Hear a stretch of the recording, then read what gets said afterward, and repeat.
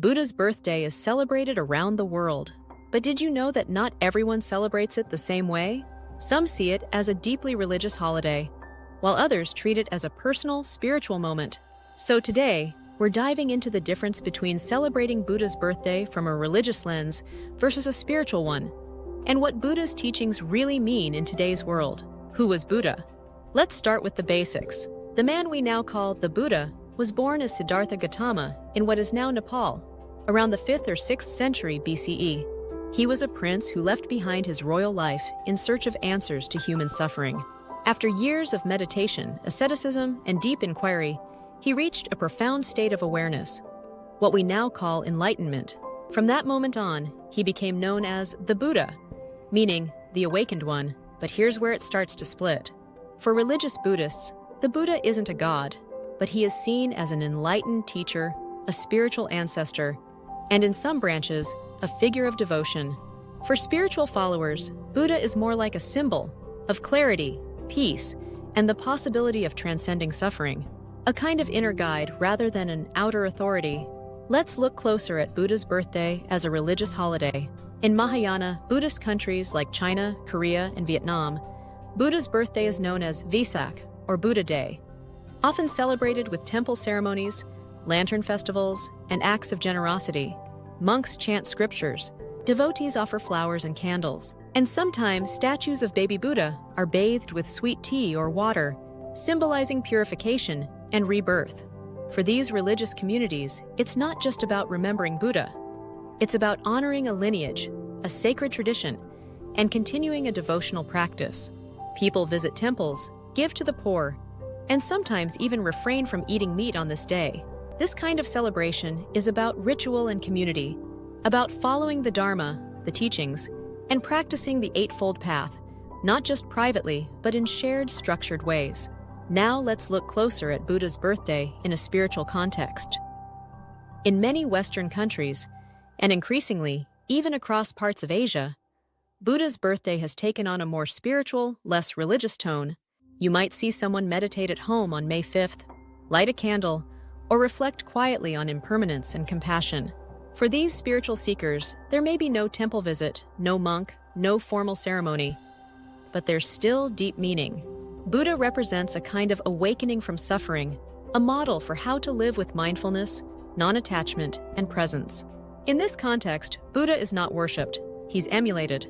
To the spiritual community, May 5th becomes a personal milestone, a time to recommit to inner peace, simplicity, and kindness. It's not about religion, it's about resonance. What does Buddha symbolize? To the religious Buddhist, Buddha symbolizes the founder of a tradition, a perfected teacher, the one who discovered the middle way, the one who set the wheel of Dharma in motion. To the spiritual individual, Buddha might symbolize the potential to awaken from illusion, a model for self-discipline and awareness, a reminder that peace doesn't come from outside, but within, a guide to modern mindfulness and meditation. Both perspectives honor him, but in very different ways. If you're enjoying this, remember to like and subscribe for more videos like this. So what were his core teachings? Whether religious or spiritual, most people connect to Buddha through his core teachings, especially the Four Noble Truths.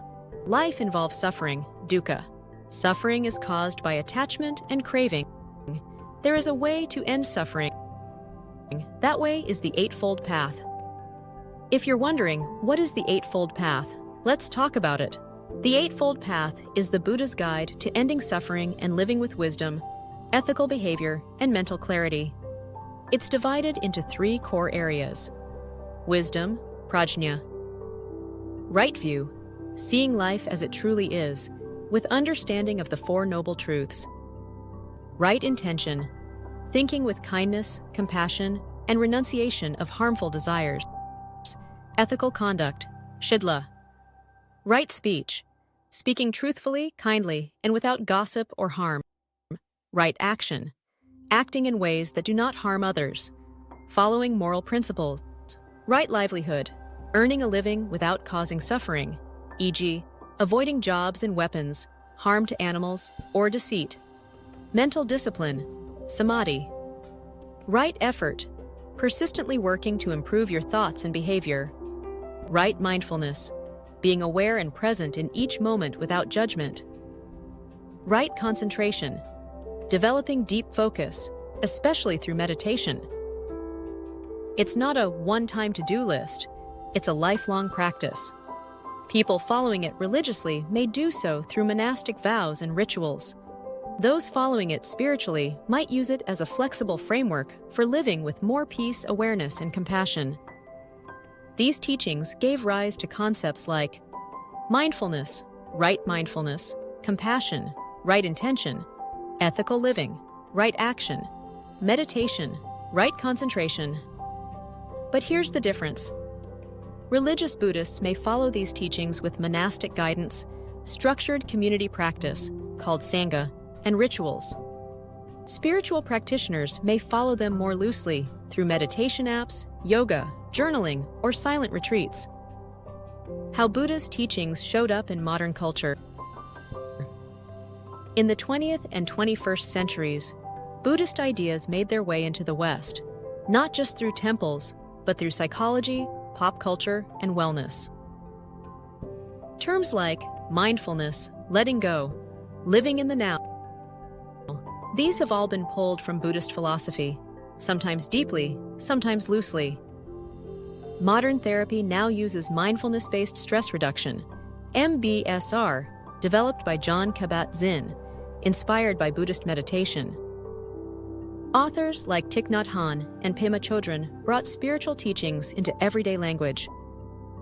Even things like Zen gardens, Tibetan singing bowls, or minimalist living, like living the RV lifestyle, all reflect aspects of Buddhist influence. But again, many people engaging with these symbols don't consider themselves Buddhist. They're simply looking for peace in a noisy world. And that's what makes Buddha both a religious icon and a spiritual symbol. So on May 5th, whether you light a candle, visit a temple, or simply pause to breathe, you're connecting to a legacy that's both ancient and timeless. You don't have to be Buddhist to reflect on awakening, compassion, and peace. And you don't need a ritual to recognize wisdom when it speaks to your soul. Let us know in the comments. How do you connect to the Buddha? Religiously, spiritually, or somewhere in between? Remember to like and subscribe for future videos. Because here in the Spirit Grove, we don't preach. We ponder together.